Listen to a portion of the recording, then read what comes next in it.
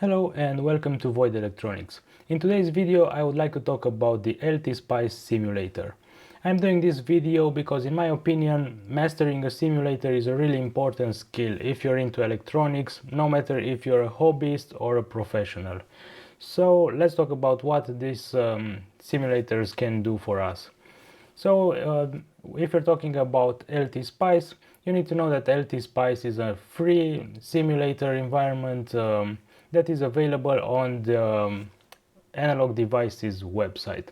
It was initially made by Linear Technologies, that's where the name LTSpice comes from, and it is obviously a SPICE derivative where SPICE is basically the first simulator used in electronics. It dates back to 1973. So in this video I would like to show you how to create a schematic, what are the types of analyses that LTSpice can do for us, and how to create a test bench for a circuit. So let's get started.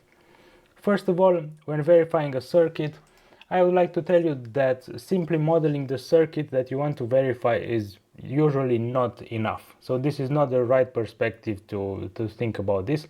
And the right way to think about this is that you need to create the right environment for such a circuit to work. So just think about it for a while. If you have this circuit sitting on the table, it basically does nothing, right? So in order to have it do anything, you need to connect it to various devices. So this circuit obviously needs a power supply that is right here. It needs an input signal that is right here, and then it produces three signals that we need to verify one way or another. So for this we need a power supply, we need a signal source, and we need some sort of test equipment like a multimeter in order to tell if this circuit is behaving appropriately or not. I'm talking about this because all these actions have an equivalent in the simulator environment, and you'll see just that in a minute. So another interesting thing about LTSpice is to briefly mention how it works. I won't get into too much detail, but what you need to know is that whenever you're editing a schematic like this one, this view is a view that is meaningful for the user, for the engineer who designs the schematic. However, this view is obviously not that useful for the simulator. So in order for the simulator to understand what we're trying to build right here, the simulation environment transforms this circuit into text format, and that text format is called a netlist. So after configuring and running a simulation, you can see that netlist so that you have an idea of what the netlist looks like for a specific circuit. This is accessible through the view menu, SPICE netlist, and then you can have a quick look right here. So as you can see, as the name suggests, the netlist is indeed a list of nets, but it is a lot more than that, because here we find the instances of every single circuit element that we have in our circuit. Let's start with the first line here. So we have an instance of a resistor called R1, and we have the two nets that connect to this resistor, VCC and out, and finally we have the value of this resistor, which is 5K. Let's have a quick look at the schematic and see if this matches. Well, we know it does, but just so that you get the point here, here's R1, it has 5 kilo ohms indeed, and it is connected between VCC and out, as you'd expect. So after we turn our circuit into something that the simulator understands, it applies some clever math in order to model the behavior of our circuit.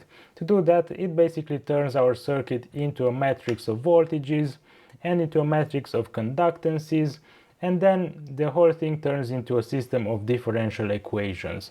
And then it applies some interesting math like the Newton method in order to model the behavior of our circuit and in order to produce the output that we need in order to see if the circuit behaves appropriately or not. Another important aspect here is that you can view the behavior of your circuit through multiple perspectives. And each perspective has its own simulation or analysis type in LTSpice. We can view that by opening this menu, which is called Simulate, Configure Analysis, and here you can see all the analyses that LTSpice supports. So the most basic one would be DC operating point. and I think this is self-explanatory in a way. So if you're building a basic circuit that consists of resistors, voltage sources, current sources, and so on, you can use such an analysis in order to see the static voltages and currents in your circuit. And also if you're doing something more advanced, let's say with op-amps or with transistors, maybe you're building a transistor amplifier or something like that, you can use this type of analysis in order to see the DC operating point of the active devices inside the circuit. So basically this tells you if the circuit behaves right in from a DC perspective, in a DC analysis. Obviously, most of the time this is not enough because we want to see some other things as well.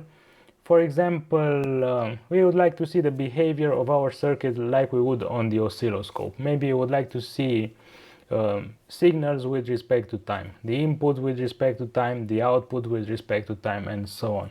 For this, we have the transient analysis. So this analysis analyzes the behavior of our circuit with respect to time. So you create maybe stimuli that vary with respect to time, like sine waves, square waves, and so on. And you can see how the circuit behaves in time. You can have a look at the input, have a look at the output, maybe have a look at your gain, phase, and so on. Another important analysis here is the AC analysis.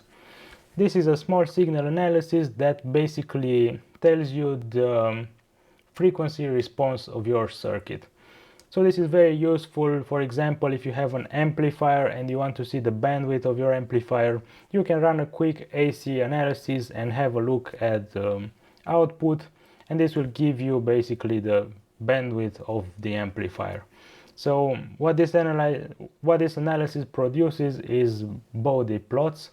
So you can see the amplitude and the phase of various signals inside your circuit.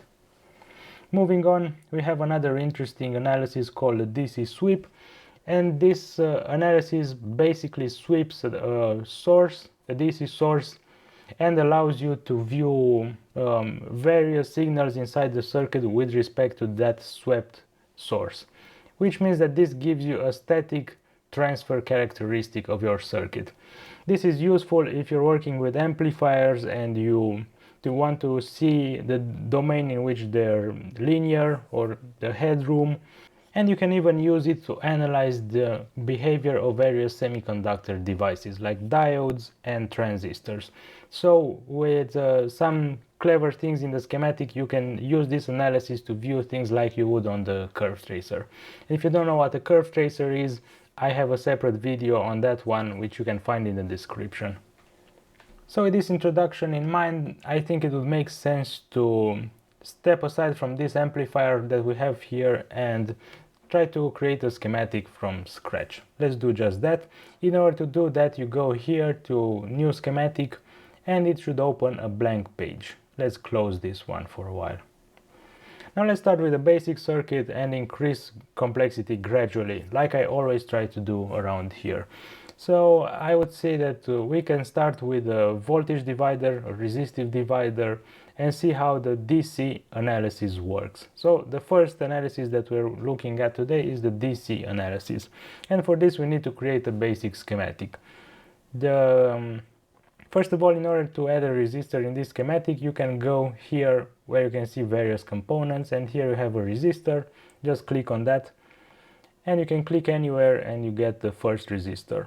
And of course you can place another one here, or if you want to learn the keyboard shortcuts, which I highly recommend, you can add resistors by typing R, and it's much faster, of course.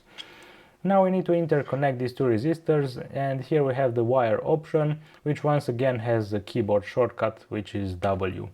So now they are connected, and now any circuit basically needs a ground in order to work properly, and this is useful for the simulator as well, to have a reference point. So we need to ground this voltage divider somewhere, for example here. For this we have the ground symbol right here, and we also have a shortcut which is the G key on the keyboard. Now the voltage divider is grounded, And by the way, whenever you want to escape the mode you're in, like the wire mode, resistor mode and so on, you just press escape. And now you get the basic mode with a cursor that allows you to move things and so on. Okay, so this is our circuit, and as I told you before, we need a test bench for this. And in this case, the test bench would be basically a voltage source that applies a DC voltage in order to see that this divider works as we expect. So in order to do that, we can add a voltage source, which we can find here in a large list of components. So let's just go to the component menu. Here you can see all the things that you can add in a schematic, and we have to search for the voltage source. Let's just type VO. We get a voltage right here, click place, and here it is. And now we press escape to get rid of this mode. And by the way, if you want to be faster, you can just type V and it adds a voltage source. Of course, this one needs to be grounded. Of course, we need to connect the ground here. We need to connect the source up to our voltage divider. And we are almost done with this schematic. We can escape, save the schematic, and now we need to give values to all the components that we have right here. So in order to do this, we have to hover over a resistor, for example, right click, and then we can set the value. In this case, let's go with 10K, enter. Let's go to the next resistor, set a value of 10K as well, and we need to do the same thing for the voltage source, of course. So right click, DC value, and let's just go with 10 volts. Okay, so now we can save the schematic, and we can also run the simulation by pressing run. However, we haven't configured any sort of analysis here. We said we would start with the DC analysis, so let's just go to the DC operating point, click OK, and here it is. So as you can see, this type of analysis is pretty boring because it basically gives you a table with all the voltages and all the currents in your circuit. So you have the voltage here on node 1, the voltage on node 2, and the currents through all the devices, through R1, through R2, and through V1. And obviously we have no branches here, meaning that all the currents are equal. However, we can already notice something a bit inconvenient here, and that is the fact that the nets are have their default names. So I would suggest renaming them in a more convenient fashion so that when you have a large circuit, you know what to look for in a table like this. So what you can do is you can go to the net right here, click on it, and just give the net some names. For example, you can go with in for the input, place it here, escape, and then you can do the same thing by pressing N so that you learn the shortcuts as well. Let's say this one would be out. Let's click it here, escape, save, and let's run the simulation again. And now I would say this is much better because now we know what you're looking for. So now we have V in and V out, and V in is 10 volts and V out is obviously 5 volts. By the way, if you want to see the net names, you can just hover over the net and you will see the net name in the bottom left corner. It says this is node in. And another interesting trick here is that you can view the voltages in this circuit right on the schematic. So after you run the simulation, you can just click on this net and it will give you the voltage on this net. And you can do the same thing with the output, of course, and you get the value here of 5 volts. And you can also use this trick in order to view currents. Let me show you that. You can click on the net once again, and then you can right click on this label, and then strangely enough you can edit the expression. So instead of the voltage, let's say we want to see the current through R1. We can select this expression, we can manually type it in, of course. We have to delete this $sign here, click enter, and as you can see, instead of the voltage, now we get the current through that resistor, which is 500 microamps. This is very useful, especially when you're working with transistor amplifiers. So that's about it with the DC analysis, and now I think it's time to move on to something a bit more complex, which is the transient analysis. In order to configure a transient analysis, we have to go to simulate, configure analysis, transient, and then we have three parameters here that we can set, out of which the first one is basically mandatory. This is the stop time of our simulation. So this basically sets how long our simulation runs.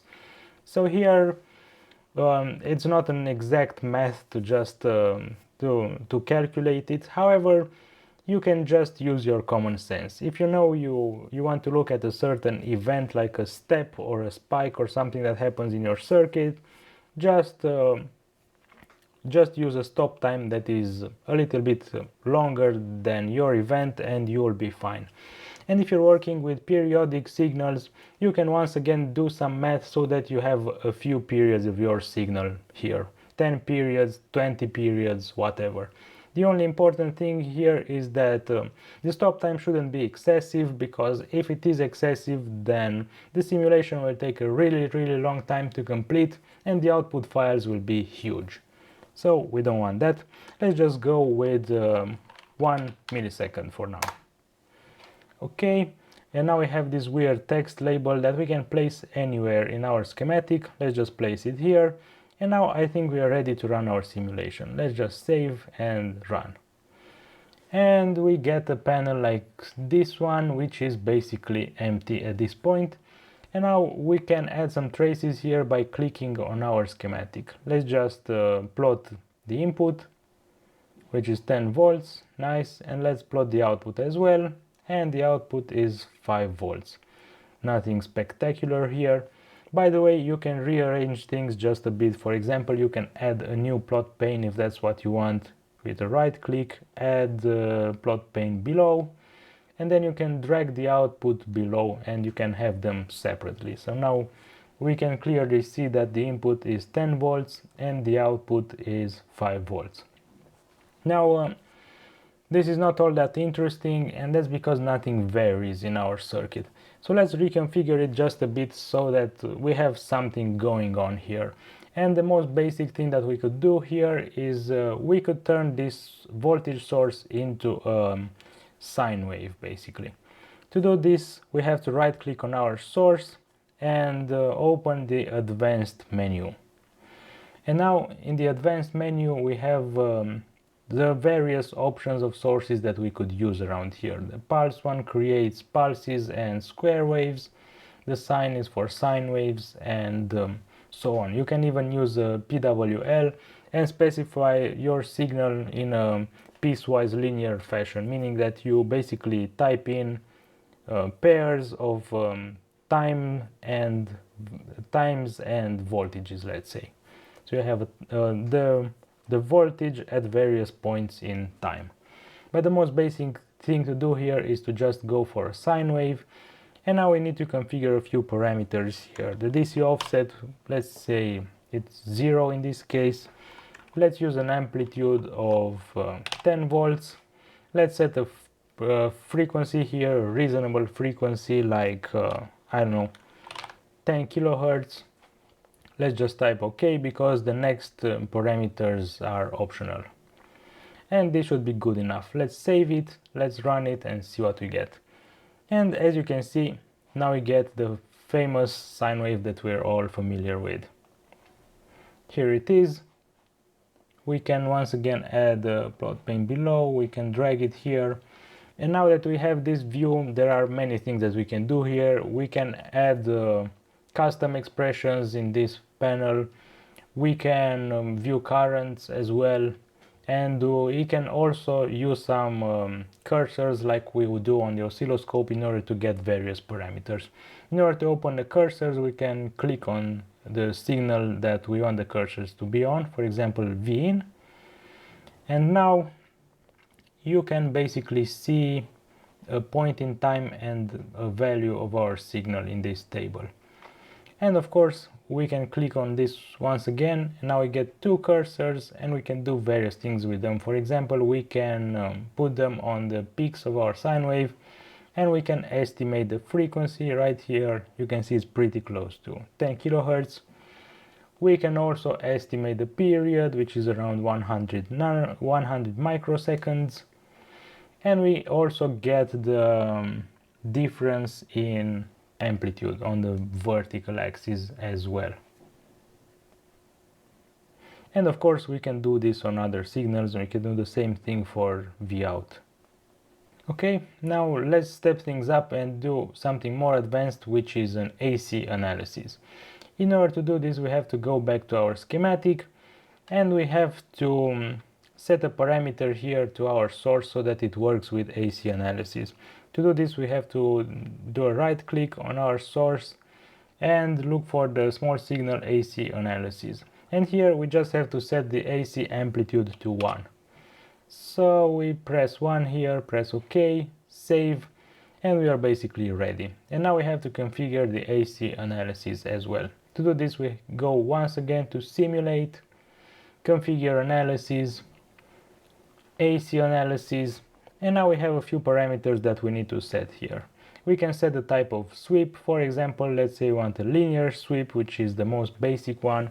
However, we can do other things as well. We can do a decade sweep, which basically means that the frequency gets 10 times larger at the next step.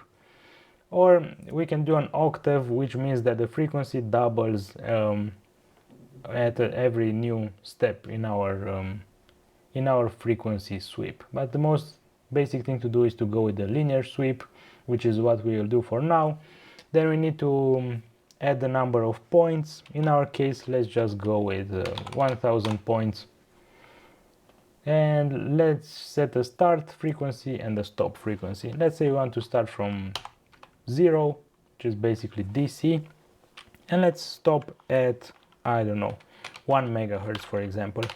Now here's a trap for young players. The simulator is case insensitive, and you cannot simply say 1 and capital M, because this would be interpreted as 1 millihertz, and you don't want that. So if you want megahertz, in this case we have to type meg, and obviously this applies to resistors as well. Okay, start frequency must be positive, so we cannot start at 0 Hz, but we can start at 1 Hz. Let's just click OK. We can place this analysis anywhere on our schematic, and now we can save and run. And here it is. As expected, we get our body plots, and we are looking at the output right here. So since this is a basic voltage divider, not much changes here. So this is maybe one of the most basic circuits that you can test. But we can see that the attenuation is right. So we are at around -6 dB, which means that the output is about half the input, which is totally correct. So let's change our circuit so that something changes in here as well. Just think about this for a while. If you were to change the circuit so that we have some sort of variation in our frequency response, what would you change here? Well, I would say that the most basic thing that we can do is to add a capacitor at random. For example, right here.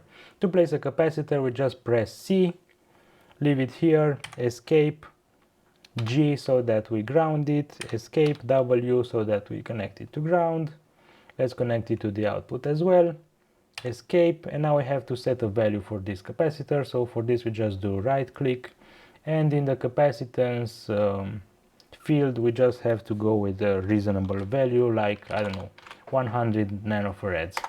Let's just click enter, save, run, and as expected we get the frequency response of our low pass filter that we've just made. And you can see how the amplitude drops, and you can also notice a certain phase shift here. So if you have this view, you can obviously zoom in on the part that you're interested in. This works for any type of analysis. And you can see how the amplitude drops, and of course by placing some cursors you can also estimate the 3 dB bandwidth of this circuit. So you can just play with the cursors, find the -3 dB point, and basically the frequency that you're at is the bandwidth of this filter. And similarly to what we had on the transient analysis, here we can see the frequency that the cursors are in and the magnitude and the phase at our cursors. So basically that's about it with the AC analysis, and now it's time to move on to the last analysis that I want to demonstrate in this video, which is the DC sweep analysis. So to configure a DC sweep analysis, we have to go once again to simulate, configure analysis, DC sweep, and now we have a few things that we need to set here. First of all, we need to set the source that we are trying to sweep, which is V1 here, is the only source that we have in this circuit. We have to select the type of sweep once again. Let's go with a linear sweep. We have to choose a start value, and in this case let's go from 0 volts. The stop value would be, let's say, 10 volts, and the increment is something that I think we can leave it like that, or we can calculate it. So with an increment of 1 it will do 10 steps, and with 0.1 it should do around 100 steps. So let's say that this is good enough for now. Let's leave it to 0.1, click OK. Once again we have to place it somewhere on the schematic, and now we can save and run. And remember that this gives us the transfer characteristic of our circuit. And here it is. Let's look at the output. We are not interested in the input for now. It's basically meaningless, but we can click here. This opens a cursor, and this allows us to see the output with respect to the input. This is what the transfer characteristic is. So as you can see here, for an input of 5 volts, which is on the horizontal axis, we get an output of 2.5 volts, which is on the vertical axis, which is exactly what we would expect for such a simple voltage divider. Now I'm sure that if you're into electronics, you want to see some non-linear behavior here, so let's change our circuit just a bit in order to see some non-linearities. Once again, I would challenge you to think about this for a while and think about what you would change here in order to make this circuit non-linear. Well, I think the easiest thing that you can do is to add a diode here instead of the capacitor. So let's just delete the capacitor. We can delete this resistor as well, and we can place a diode here by pressing D. Okay, let's connect the diode. And now I don't think we can simulate the diode as it is, because we have to pick a model for it. So to do this we have to right click on the diode, pick new diode, and then we have a list here of all the models that are available by default in LTSpice. So here you can find some common diodes. You can find more models online if the diode that you're looking for is not here. And of course, if you're brave enough, you can model your own diode based on the datasheet. In our case, let's just go with a basic example. Let's just use the classic 1N4148. Save, run, and as expected, we get some non-linearities here. So if we look at the output, what we can see right here is basically the typical voltage drop across the diode once we get to a voltage that's large enough so that the diode conducts.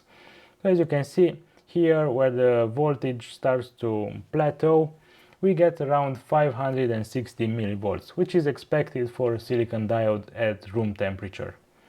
And of course, you can change things just a bit, and you can see the behavior of this diode like you would on a curve tracer. So let's do that really quickly. To do this, the first thing that we need to do is to short out this resistor or delete it completely. Let's just wire it directly like so. And then we can change our analysis, because going all the way up to 10 volts is pretty excessive.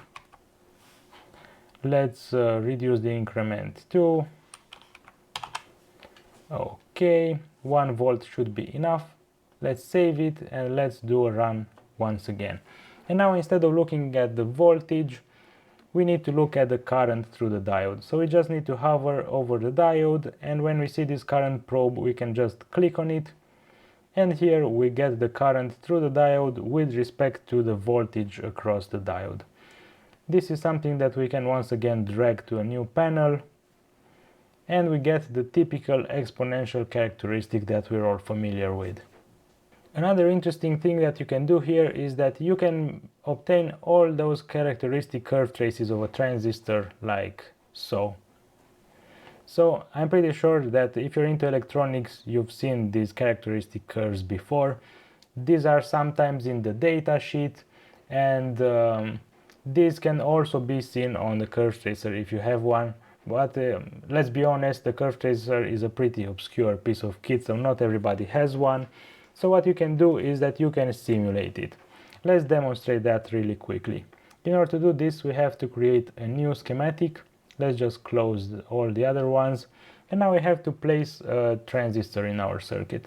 Let's go with a bipolar transistor. To do this, we have to search for the NPN transistor, place it in the schematic, escape, and now once again we have to pick a model for it. So we right click on it, go to pick new transistor, and let's just go with a classic 2N2222, which is good enough for what we're doing today. So let's just ground the emitter. Let's connect the emitter to ground. Now we have to apply a base current in order for this transistor to do anything, right? To do this, we have to go to this menu once again, which is the component menu, and now we have to look for the current source by typing CUR, and it should pop up right here. Here it is. Place. Now we have to rotate it because it's not the we want current going into the base. So to do this, we do Control R, and now the source is pointing the right way. Let's place it here. Of course, we need to ground it. We need to connect it to ground. We need to connect it to the base of our bipolar transistor. And now we have some base current here. Let's give it a value by right-clicking on the source. Let's just say 100 nanoamps is good enough for what we're doing today. And now we also need a collector supply. To do this, we can place a voltage source. Let's just drop it somewhere in here, which once again needs to be grounded, and it needs to be connected to the collector of this transistor. And now what we can do is we can configure once again a DC sweep analysis in order to get the output characteristics of these transistors, of this transistor. So let's save, let's go to simulate, configure analysis, DC sweep. Let's select the source that we're trying to sweep here, which is V1. Let's do a linear sweep. Let's start from 0 volts. Let's go all the way up to 50 volts, and let's do this in 0.01 increments for now. Let's place it here, save, run, and yeah, we forgot to set the voltage here. So I think it needs a dummy voltage just for this analysis to work. Let's just type in 1 volt here, save, run once again, and now it works. And now in order to see the output characteristics, we have to hover over our transistor, hover over the collector, and when you see the current source, we just click on it, and here it is. Now we get a classic curve that we all know and love, which is the output characteristic of the bipolar transistor. The only issue with this simulation is that we only see one curve. However, in the datasheet or on the curve tracer, we usually see multiple curves, right? So we basically look at the collector current with respect to the collector emitter voltage at various base currents. So let's see how we can simulate that really quickly. Well, we have an easy trick for this, and that is the step directive in LTSpice. What the step directive does is it allows us to run multiple simulations with some parameter that varies, and we can vary that parameter based on a list. We can add a start value, a stop value, and an increment, and so on. And this applies to resistors, capacitors, voltage sources, current sources, and whatever you have in your schematic basically. In our case, we can use this in order to set the base current of our transistor, and this should give us the family of curves that we're all familiar with. Let's see if this works. In order to do this, we have to place a spice directive, which is right here with the .t menu. Okay, and here we have to type in our spice directive, which is .step. Then we need to say param, because we're trying to define a parameter here. We have to give it a name. Let's just call it IB, because this is the base current. And then we need to give it the start value. Let's start from 0 amps. Let's stop at 1 microamp, and let's go in 100 nanoamp steps. Let's press OK. We need to place it anywhere in our schematic. And now, in order for this parameter to have any effect, we have to reconfigure the base current source so that it sets its value based on this parameter instead of the hard-coded 100 nanoamps. So to do this, we right-click on the base current supply, we delete this, and we have to type in the name of our parameter between curly brackets. So we have to type in IB between curly brackets, press OK, save, run, and here it is. I think this is really beautiful. So this is our characteristic family of curves that we all know and love. And once again, this is just one out of many things that you can do in LTSpice, and that you can do even with this specific type of analysis, which is the DC sweep analysis. So that's about it. If you like this video, please give it a thumbs up, and if you're interested in more content related to electronics and programming, please subscribe to this channel, because there is more content like this on the way. Also, don't forget that you can support this community by giving me a super thanks, or by joining me through a paid subscription using the join button here on YouTube. I would also like to tell you that Void Electronics is more than just a YouTube channel. Void Electronics is actually an online electronics community that also runs a Discord server. So if you want to interact with more people who are into electronics, you can consider joining our Discord server as well. You can find a Discord server and all my social media on voidelectronics.com. That's all for now. Bye.